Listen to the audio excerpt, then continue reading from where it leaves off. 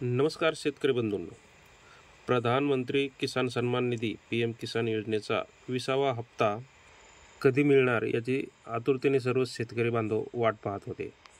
ती प्रतीक्षा आता संपलेली आहे, कारण केंद्रीय कृषी मंत्रालयाने नोटिफिकेशन जारी केलेलं आहे आणि त्यामध्ये सांगितलेलं आहे की येत्या 2 ऑगस्ट रोजी प्रधानमंत्री वाराणसी येथून सकाळी 11 वाजता 20व्या हप्त्याचं हस्तांतरण करणार आहेत. याबाबतची माहिती केंद्रीय कृषी मंत्री शिवराज सिंह चौहान यांनी एक व्हिडिओद्वारे दिलेली आहे. त्यामुळे PM किसान सन्मान निधीचा 20वा हप्ता जो आहे तो येत्या 2 ऑगस्ट रोजी शेतकऱ्यांच्या खात्यामध्ये वितरित करण्याची सुरुवात होणार आहे.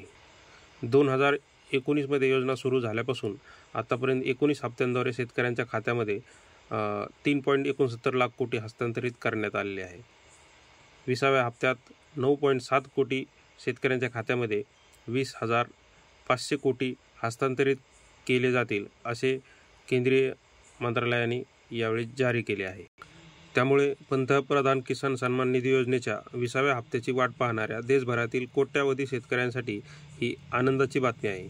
2 ऑगस्ट 2025 रोजी सकाळी 11 वाजता केंद्र सरकारकडून पात्र शेतकऱ्यांच्या खात्यात 2,000 रुपयांचा हप्ता थेट जमा केला जाणार आहे.